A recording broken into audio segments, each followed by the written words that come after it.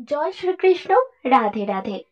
সর্বার্থ সিদ্ধিযোগে পালিত হবে কামিকা একাদশী ব্রত, যা পালন করতে হবে বুধবার কাল 31 জুলাই 2024 খ্রিস্টাব্দ।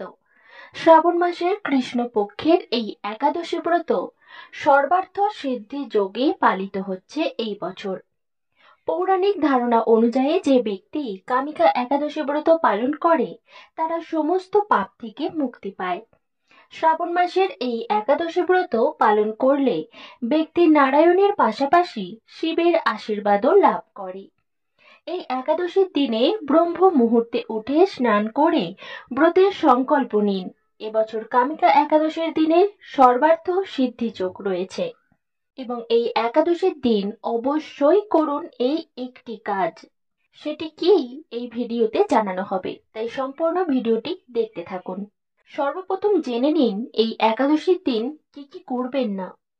দশমী থেকে দ্বাদশী তিথি পর্যন্ত উপবাস ব্রহ্মচর্য পালন করা উচিত। একাদশীর দিনে দুপুরে ঘুমাবেন না। এছাড়াও একাদশী উপবাসের রাত্রে জাগরণ করে ভগবান বিষ্ণুকে স্মরণ করুন। কামিকা একাদশীর উপবাসে এই কাজগুলি করবেন না। একাদশীর উপবাসের দিন ভুল করেও কোনো গাছের পাতা তুলবেন না।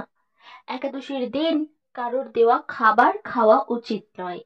এই দিনে ঘর ঝাড়ু দেওয়ার সময় খেয়াল রাখবেন কোনো প্রাণী বা পোকা যেন আঘাত না পায়। একাদশীর দিন চুল ও নখ কাটা যেমন নিষিদ্ধ, তেমনি চুল ধোয়াও উচিত নয়।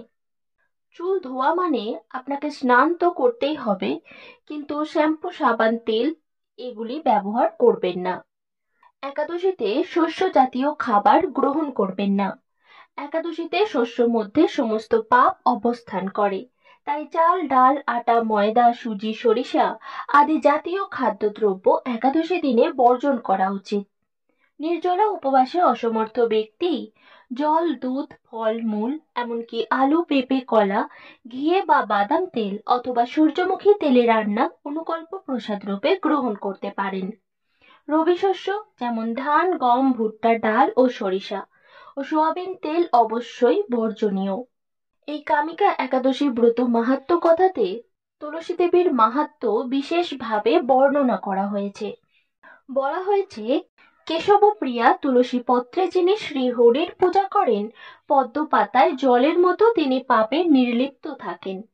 তুলসী পত্র দিয়ে বিষ্ণু পূজায় ভগবান যেমন সন্তুষ্ট হন, মণি মুক্তা দিয়ে মূল্যবান রত্ন মাধ্যমেও তেমন প্রীত হন না। যিনি কেশবকে তুলসী মঞ্জরি দিয়ে পুজো করবেন, তার জন্মার্জিত সমস্ত পাপ ক্ষয় হয়ে যাবে। এ প্রসঙ্গে ব্রহ্মা বললেন, হে নারদ, যিনি তুলসীকে প্রত্যহ দর্শন করেন তার সকল পাপ রাশি বিদূরিত হয়ে যায়। যিনি তাকে স্পর্শ করেন তার পাপ মলিন দেহ পবিত্র হয়। তাকে প্রণাম করলে সমস্ত রোগ দূর হয়। তাকে জল সিঞ্চন করলে যম তার কাছে আসতে ভয় পায়।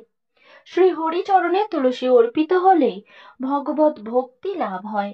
তাই হে কৃষ্ণ ভক্তি প্রদায়িনী, তোমায় প্রণাম করি। এই ভিডিওতে বলা হয়েছিল এই কামিকা একাদশীর দিন করুন বিশেষ এই একটি কাজ। সেই একটি কাজ কি? সেটি হলো তুলসী দেবীর সেবা পূজা। অনেকে বলে একাদশীর দিন তুলসী দেবীকে জলদান করতে নেই। এটি সম্পূর্ণ ভুল কথা। তুলসী দেবীকে আমরা বৃক্ষ রূপে পূজা করি, আর তুলসী দেবীকে জলদানের যে মন্ত্র আছে তাতে সম্পূর্ণভাবে বলা হয়েছে এটি স্নানের জন্য দেওয়া হচ্ছে। তাই অবশ্যই তুলসী দেবীকে সেই দিন জল দান করুন এবং তার সেবা পূজা করুন। এটি করলে এই একাদশীতে বিশেষভাবে তুলসী দেবী ও শ্রীকৃষ্ণের আশীর্বাদ লাভ করবেন। আমাদের গোটা বছরে কটি একাদশী আসে জানেন?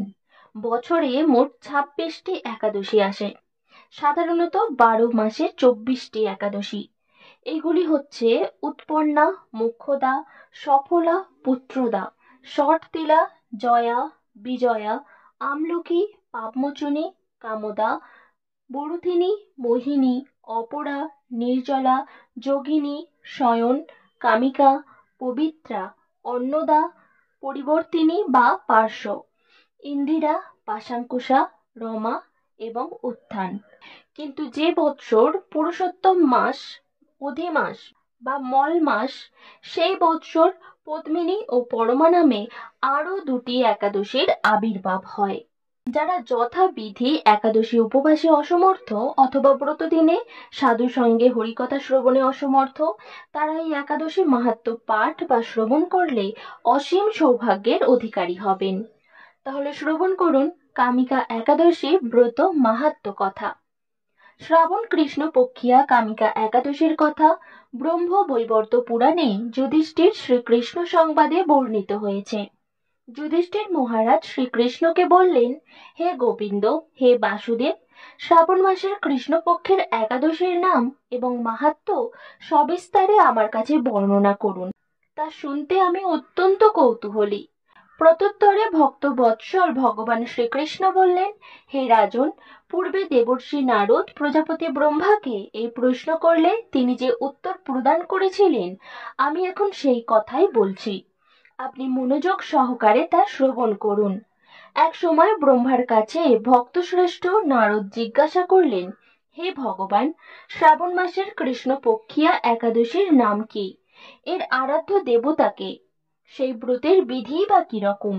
এবং এই ব্রতের ফলে কি পুণ্য লাভ হয়, তা সবিশেষ জানতে ইচ্ছা করি।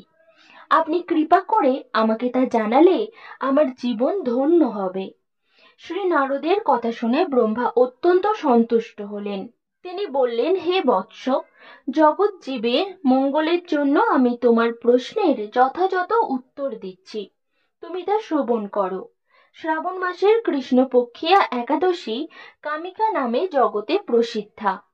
এই একাদশীর মাহাত্ম্য শ্রবণে বাজপেয় যজ্ঞের ফল লাভ হয়। ভগবান শ্রীহরির পূজা অর্চনা অপরিমিত পূর্ণ ফল প্রদান করে।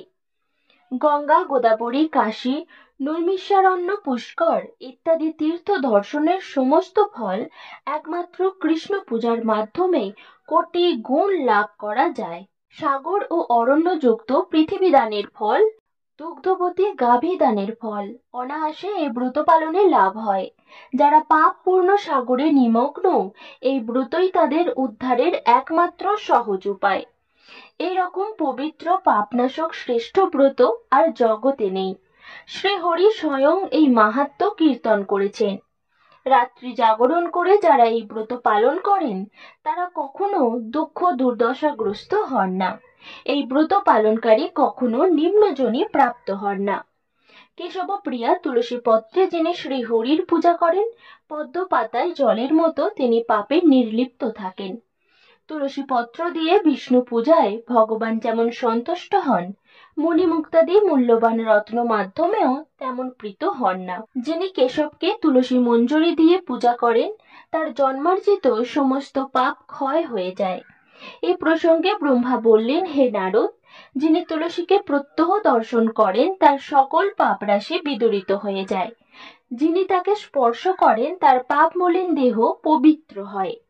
তাকে প্রণাম করলে সমস্ত রোগ দূর হয়। তাকে জল সিঞ্চন করলে যমও তার কাছে আসতে ভয় পান। শ্রী হরিচরণে তুলসী অর্পিত হলে ভগবত ভক্তি লাভ হয়। তাই হে কৃষ্ণ ভক্তি প্রদায়িনী, তোমায় প্রণাম করি। যে ব্যক্তি হরিবাসরে ভগবানের সামনে দীপদান করেন, চিত্রগুপ্ত তার পুণ্যের সংখ্যা হিসাব করতে পারে না। তার পিতৃপুরুষেরাও পরম তৃপ্তি লাভ করেন। শ্রীকৃষ্ণ বললেন, হে রাজন, আমি আপনার কাছে সর্বপাপ হারিণী কামিকা একাদশীর মাহাত্ম্য বর্ণনা করলাম। অতএব যিনি ব্রহ্ম হত্যা, ভ্রূণ হত্যা, পাপ বিনাশিনী মহাপুণ্য ফলদায়ী এই ব্রত পালন করবেন ও এই মাহাত্ম্য শ্রদ্ধা সহকারে পাঠ অথবা শ্রবণ করবেন, তিনি সর্বপাপ থেকে মুক্ত হয়ে বিষ্ণু লোকে গমন করবেন। এই হলো কামিকা একাদশী ব্রত মাহাত্ম্য কথা। একাদশীর দিন ভোরে শয্যা ত্যাগ করে শুচিশুদ্ধ হয়ে শ্রীহরির চরণে তুলসী পত্র অর্পণ করে সংকল্প করবেন। সংকল্প মন্ত্র উচ্চারণ করে। সংকল্প মন্ত্র এই ভিডিওর স্ক্রিনে দেওয়া হলো। এবং একাদশী পালন করে তারপর দিন সকালে প্রাতঃস্নান সেরে আবারও ভগবানের পূজা অর্চনা করে ভগবানের পায়ে তুলসী পত্র অর্পণ করে পারণ মন্ত্র উচ্চারণ করে শস্য জাতীয় প্রসাদ গ্রহণ করে পারণ করবেন। পারণ মন্ত্র এই ভিডিওর স্ক্রিনে দেওয়া হলো। অনেকের মনে প্রশ্ন থাকে, সধবা মায়েরা কি এই একাদশী ব্রত পালন করতে পারবেন? অনেকেই নিষেধাজ্ঞা জারি করে। শুনুন, গঙ্গা স্নানে যেমন সবার অধিকার আছে, তেমনি একাদশী ব্রতের অধিকারীও সকলেই। শাস্ত্রে বিধবা সধবা সকলের জন্যই একাদশী ব্রত পালনের নির্দেশ দেওয়া হয়েছে। যারা সধবার একাদশী পছন্দ করেন না, শাস্ত্রে তাদের বিষ্ণুদ্রোহী বলা হয়েছে। শ্রী চৈতন্য মহাপ্রভু তার লীলাবিলাসের প্রথম থেকেই একাদশী ব্রত পালনের প্রথা প্রবর্তন করেছিলেন। শ্রীলজীব গোস্বামী তার ভক্তি সন্দর্ভে স্কন্দ পুরাণ থেকে উদ্ধৃতি দিয়ে বলেছেন যে মানুষ একাদশীর দিন শস্যদানা গ্রহণ করে সে তার পিতা মাতা ভাই ও গুরু হত্যাকারী। সে যদি বৈকুণ্ঠ লোকে উন্নীত হয় তবুও তার পতন হয়। আজকের এই ভিডিও এই পর্যন্তই। সকলে ভালো থাকুন, সুস্থ থাকুন। হরে কৃষ্ণ, রাধে রাধে।